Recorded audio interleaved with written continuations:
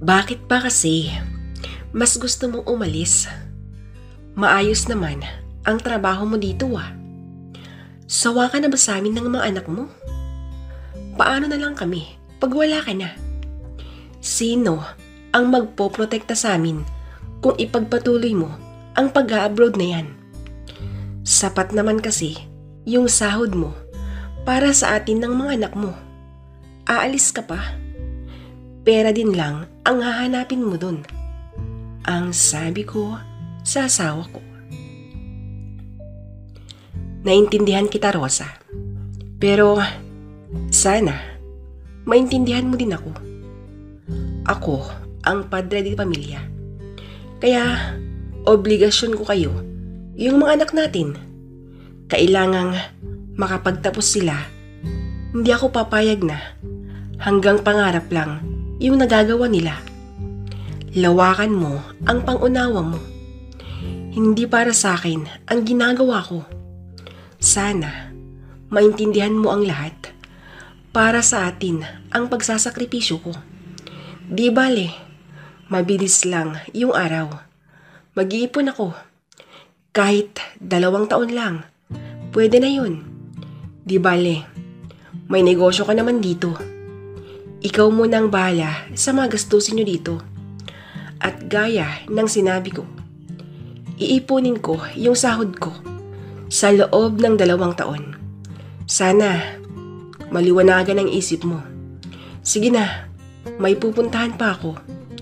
Ikaw muna ang bahala dito. Ang sagot nito. Nung time na yun, umalis na nga ang asawa ko at hindi na niya hinintay pa ang isasagot ko. Dahil alam niyang away ang kahihinatnan ang pag-uusap na yun. Ganon lagi ang ginagawa ng asawa ko. Pag alam niyang mainit na ang ulo ko, siya na yung laging umiiwas para hindi na lumaki ang issues. Sa katunayan, mula nung tinakwil na siya ng mga magulang niya, nagbago na ito. Dati na siyang masipag, ngunit nung nag-away sila ng mga magulang niya, doble na yung pagsisipag niya. Kasi nga naman, pinipilit nilang lumipat daw kami ng tirahan. Ang gusto nila, magpapagawa kami ng bahay sa tabi din ng bahay nila. Ayoko naman syempre. Dahil alam kong may stress lang ako pag dun na ako tumira. Kasi nga naman, hindi sila pabor sa akin. Meron silang ibang gusto para sa anak nila. At yun, yung kapitbahay din nila. Nagets ko na ang gusto ng mga magulang niya. Gusto nilang lumipat kami ng tirahan para mailapit din yung anak nila sa ex niya. Hindi ako ganong kaboba para hindi ko maintindihan ang gusto nila. Kaya yun, ang dahilan kung bakit sila nag-away-away. Ang sabi ko pa nga nun, kung ayaw nila sa akin, ayaw ko din sa kanila. Hindi ko naman pinilit ang anak nila para mahalin ako eh. Magpasalamat nga sila dahil nagkagusto pa ako sa anak nila. Naging driver namin nun ang asawa ko at may negosyo akong hardware. Siya yung pinagkatiwalaan namin. Super close ang mga magulang ko sa asawa ko. Hanggang sa niligawan niya ako. Hindi naman tumutol yung mga magulang ko dahil hindi sila matapobre. Ang gusto nila, basta mabait at masipag, okay na. Hindi na daw kailangan ang lalaking mayaman dahil aanhin ang yaman kung hindi naman kayo tunay na nagmamahalan. Tumira kami sa bahay na pinagawa ng mga magulang ko para sa amin. Binigyan din nila kami ng sapat na pera para sa negosyo. At yung hardware ang naisip naming negosyo. Okay na eh. Sobra pa nga yung perang kinikita ng hardware. Ang problema lang talaga, yung asawa ko, hindi siya papayag na aasa na lang kami sa negosyo namin. May panindigan kasi siya. At pwede ko na din sigurong sabihin na mataas din ang pride nito. Dahil gusto niyang may sarili din siyang pera para mapatunayan daw niyang hindi daw pera ang habol niya sa akin. Kayang-kaya daw niyang magtrabaho para gumanda ang buhay namin. Mabait ang mga magulang ko. Wala silang masabi sa asawa ko. Tanging si Mr. lang ang mataas ang ego. Kaya yun, pinag-aawayan na namin ngayon ang plano niyang pangingibang bansa. At yun na nga, nung nakalis na ang Mr. ko, lumapit ang isa sa mga kapitbahay namin at matalik na kaibigan ni Mr. Uy, si BFF yun ah. Ang porma naman nun, saan ba siya pupunta? Ang tanong ni Rodney. Hay nako, nainis nga ako eh. Dahil tinuloy pa rin niya ang pangingibang bansa niya. Ang narinig kong pinag-uusapan nila sa cellphone kanina, okay na daw yung passport niya. Ang tigas ng ulo, yung kaibigan mong yun. Nakakainis talaga. Hindi na nga ako pumunta sa pwesto dahil ayaw kong maibaling ang galit ko sa mga kasamahan namin doon. Kaya tinawagan ko na lang yung katiwala.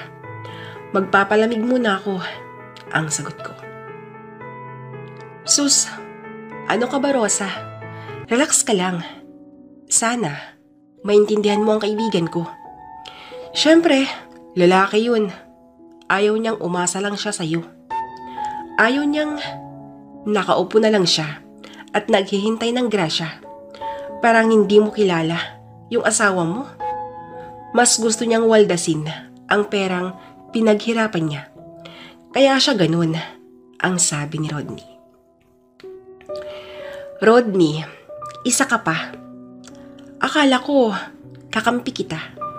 Hindi naman pala. Sige na, papasok muna ako sa bahay. Nag-day off yung kasama namin, kaya maglilinis muna ako, ang wika ko. Wait lang, ito naman oh. Kung nag-iisa ka lang pala sa bahay nyo, doon muna tayo sa bahay. Dahil, gaya mo, nag-iisa lang din ako. Umalis kasi si Mrs. Ang sabi niya, may aasikasuhin daw siya. Mag-a-apply yata ng trabaho. Isa rin yun eh. Tara na! Ang sambit nito. Matalik na magkaibigan, sina Rodney at yung mister ko. Kami naman ng asawa ni Rodney. Hindi naman kami masyadong nag-uusap dahil palagi naman ako sa pwesto. Aalis ako ng madaling araw at uuwi na ng gabi. May kasambahay kami at siya yung nag-aalaga sa 3 anak namin. Dahil sa pangungulit ni Rodney, pinaunlakan ko na ang kanyang paanyaya. At tama nga siya, nag-iisa lang ito. Pumasok kami at nilak niya ang pinto. Rodney, kailangan pa bang ilak ang pinto? Hindi ako magtatagal. Aalis din ako, ang sabi ko. Rosa naman eh. Umupo ka muna dito at kukuha muna ako ng mainom.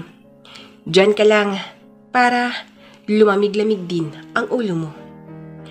Nung time na yon, inakbayan niya ako habang sinasabi niyang umupo muna ako sa sofa. Yung paghawak niya sa balikat ko, parang may kakaiba. Yun ang unang beses na gawin niya. Kaya nagulat ako. Rodney, ano ba? Hindi mo na kailangang hawakan ang balikat ko. Kaya kong umupong mag-isa. Okay, sige na. Kuha ka na ng may inom. Kung ano ang pampalamig ng ulo dyan. Kahit na ano, basta masarap, okay? Ang sabi ko. Pasensya na, Rosa. Nagagalit ka na naman. Ikaw talaga. Sorry, ang sabi niya. Nung mga sandaling yon, nagtungo na siya sa kusina. At pagbalik niya, beer ang kinuha niya. O heto, magpalamig ka muna para mawala ang init sa ulo mo. Take your time ha. Huwag kang mag-alala. Siguradong magagabihan ang asawa ko. Sige lang, inom lang. Kalimutan mo muna ang problema mo pag ako ang kasama mo. Ang nakangiting sabi nito. Salamat, Rodney. Pasensya ka na. Alam mo talaga, ang paborito ko Yan ang gusto ko sa iyo ang sagot ko. Nag-inuman kaming dalawa. Medyo napadami din yung nainom namin. At nung ramdam ko nang hindi ko na kaya, umuwi na ako. Pinigilan niya ako noon, pero hindi na ako nagpapigil pa. Yung isang beses na mag-inuman kami ni Rodney, nasundan pa yun ng paulit-ulit. Naging busy na kasi yung mga asawa namin, kaya kaming dalawa na lang yung magkasama. Hanggang sa dumating na yung araw na pag-alis ng asawa ko. Umalis siyang hindi man lang kami nagkaayos. Masama pa rin yung loob ko sa kanya. Ang alam ko noon, yung simpleng tampo ko sa kanya, mawawala din. Pero nagkakamali ako. Dahil mas lalo pa itong lumala. Hindi ko na siya kinakausap. At tila ba, mas nag-e-enjoy na ako sa aking buhay kasama si Rodney, na matalik na kaibigan ng asawa ko. Hindi namin namamalayan ang makaganapan sa buhay namin. Pati yung paglipas ng mga araw, hindi na namin napapansin yun. Basta, mas pinapahalagahan namin yung bawat sandaling magkasama kami. Nag-e-enjoy sa buhay para makalimutan ang mga problema. Hindi ko nga alam kung nagkataon ba talaga or sadyang sinadya namin ang i-comfort ang bawat isa. Sa katunayan kasi, si Rodney, yung estado nila ng asawa niya, naging complicated na rin gaya ko. Kasi nga naman, yung asawa niya, mula nung nakapasok ng trabaho, naging mayabang na. At ang liit na ng tingin niya kay Rodney. Driver ang trabaho nito. Hindi ko sinasabing maliit ang kita niya. Sa katunayan, malaki ang naipon niya pag mag-focus siya sa trabaho niyang yon. Dahil sa ginagawa ng asawa niya, hindi naman makapag-focus dahil palaging pinamumukha ng misis niyang hindi niya kayang ibigay yung mga gusto niya. Hindi na niya iniisip nung wala siyang trabaho. Si Rodney lang ang nagtataguyod sa kanila. Ganon yata talaga ang isang tao. Pag medyo nakakaangat na, nag-iiba na ang mga ugali nito. Nung sawa na ang asawa niya sa piling ni Rodney, umuwi na ito sa bahay ng mga magulang niya. Madali lang yung ginawa niyang pag-alis dahil wala naman silang anak. At dun na nag-umpisa ang mas lalong pagiging alcoholic ni Rodney. Yung mga anak ko naman, mula nung nabalitaan ng mga magulang ko ang ginagawa ko, kinuha nila. Kaya ang ending, mag-isa ko sa bahay namin. Yung pwesto naman namin, pinasa ko muna sa kapatid ko. Naintindihan nila ako dahil alam nila ang ugali ko. Hindi ako basta-basta umaayaw kung kaya ko pa. Kung hindi ko na kaya, dun na lang ako bumibitaw ng pansamantala para makapag-isip-isip ng maayos. Nung pareho na kaming malaya ni Rodney, napagkasunduan namin na mag-out of town. Nakakasawa naman kasi sa lugar namin. Pumunta kami sa isang lugar na alam naming makakapag-relax kaming dalawa. Beach ang napili namin. Maganda dun. Ma-refresh talaga ang utak pag nandun. Kumuha kami ng isang kubo, pero may 2 kwarto. Nag-inuman kami sa loob na tila ba nakawala sa isang kulungan. Tawa kami ng tawa hanggang sa natigilan ako nung tanungin ni Rodney ang asawa ko. Rosa, pwede bang magtanong? Huwag mo sanang mamasamain ang wika niya. Oo naman, pwedeng-pwede. Ano ba yun? Ang sagot ko.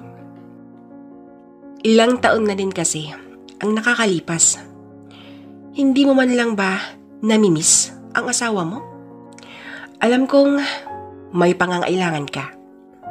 Siyempre, tao ka lang din, no? At gaya ko, may pangangailangan din ako dahil walang asawa ko. Rosa, pwede ba ang sambit nito? Ikaw, Rodney, ha? Kung ano-ano ang iniisip mo, ang daming pwedeng tanungin.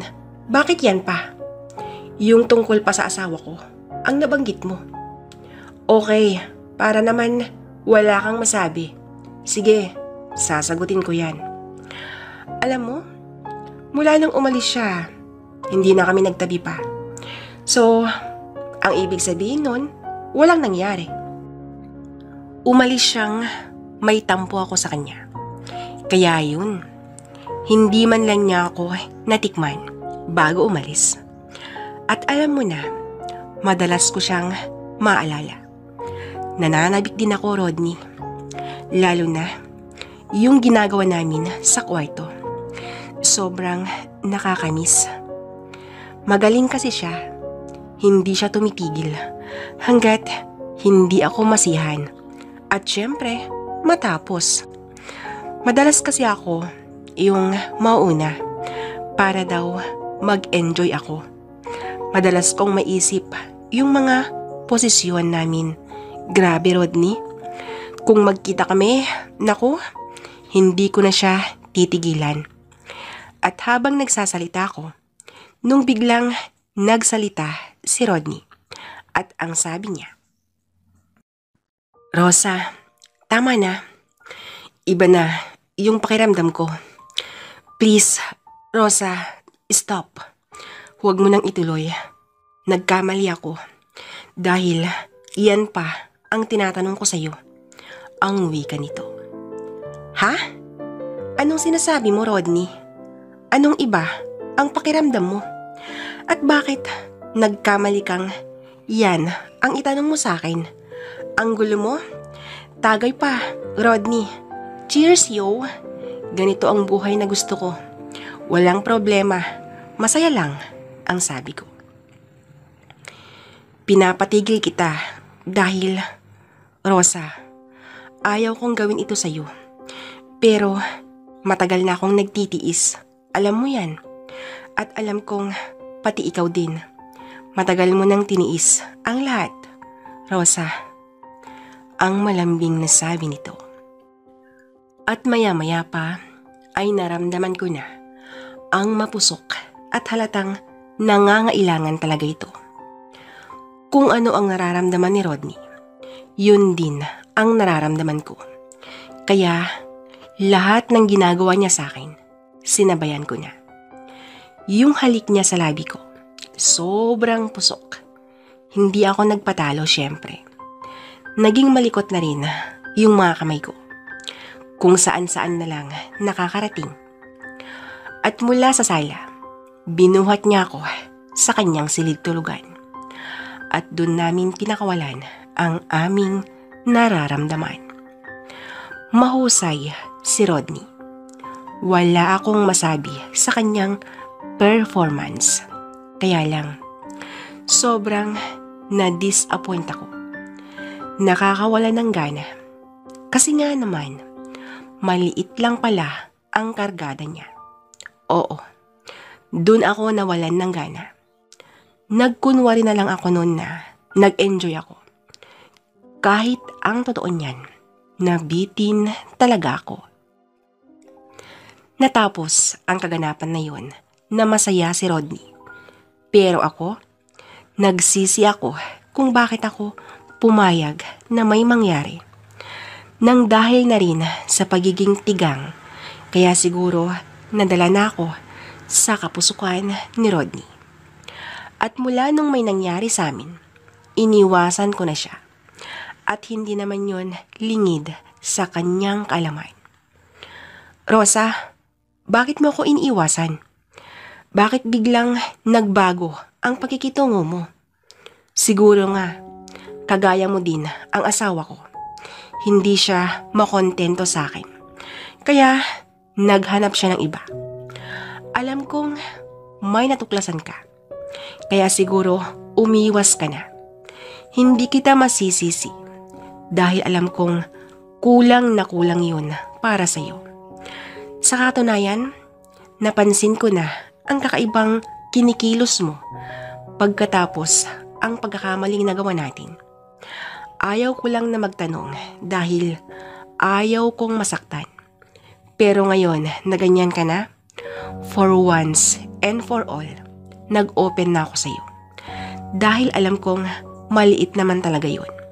Rosa, salamat sa lahat ng masayang pinagsamahan natin. Siguro nga, ito na rin ang tamang panahon para maitama natin ang ating mga pagkakamali. Huwag kang mag-alala. Ito na yung huling araw na makita mo ako. Inuulit ko, Rosa, salamat sa lahat-lahat, ang sabi ni Rodney. Rodney, sorry ha. Nagulat lang kasi ako eh. Ang akala ko, hay nako, huwag na nating isipin yan. Hayaan na natin. Tama ka. Ito na ang tamang panahon para itama natin ang ating pagkakamali. Salamat din, Rodney. Salamat, ang sagot ko. Don't say sorry, Rosa. It's okay. Sige, salamat. Aalis na ako. Uuwi na ako sa lugar namin. At siguro, subukan kong kausapin ang asawa ko. Sige, alis na ako, ang wika niya. Umalis na nga si Rodney at naiwan akong nag-iisip. Kung ano nga ba ang dapat kong gawin? Ako ba dapat ang magpapakumbaba para magkayos na kami ng asawa ko? Ilang minuto din akong nag-isip. Hanggang sa naisip kong umuwi sa bahay ng mga magulang ko. Bigla ko kasing na-miss ang mga anak ko. Pagdating ko sa bahay nila, maraming mga tao. Nagtataka ako kung bakit may mga tao doon. Pagbaba ko mula sa kotse, nakita ko ang aking mag-ama na nasa hardin. Bigla akong nakaramdam ng saya nung nakita kong dumating na pala ang asawa ko. Dali-dali akong pumasok sa loob ng bakuran. Tuwang-tuwa sila nung nakita nila ako. Niyakap ako ng asawa ko ng sobrang higpit. Ayaw ko nang magsalita ka pa. Ang importante ngayon, buo na tayo. Mahal kita, Rosa. Ang bulong ng mister ko. Iyak ang sagot ko sa mga sinabi ng asawa ko. Nakokonsensya ako dahil sa mga nagawa ko. Pero gaya nga ng sinabi niya, hindi na ako nagsalita pa. Alam kong alam na niya ang tungkol sa amin ni Rodney. Dahil sinabi niyang magpapatayo na lang kami ng ibang bahay. At yung bahay na regalo ng mga magulang ko sa amin, papaupahan na lang daw namin ito. Hindi na ako tumutol sa mga sinabi niya dahil ayaw ko nang muling maungkat ang pagkakamaling aking nagawa. Nagpatayo na nga kami ng bahay at yung perang naipon niya ang ginamit niya. Malaki-laki din iyon dahil tinupad niya ang sinabi niyang mag-iipon siya ng 2 taon lang. Sa ngayon, hindi na muling bumalik ang mister ko sa ibang bansa. Ayaw na kasi niyang muling magtampo na naman ako. Happy naman ako dahil mabait ang asawa ko. Kahit marami siyang naririnig galing sa mga marites, mas minabuti niyang manahimik kaysa makipag-away sa akin. Ang lagi niyang sinasabi, mag-focus sa pamilya at sa negosyo para sa kinabukasan naming lahat. Matured ang pag-iisip ng asawa ko. Parang ama ko na din siya. Maraming naiinggit dahil gaya ng asawa ko ang ibinigay ng Diyos para makasama ko sa aking pagtanda. Dito ko na po winawakasan ang istorya ng buhay ko. Lubos na nagpapasalamat, Rosa.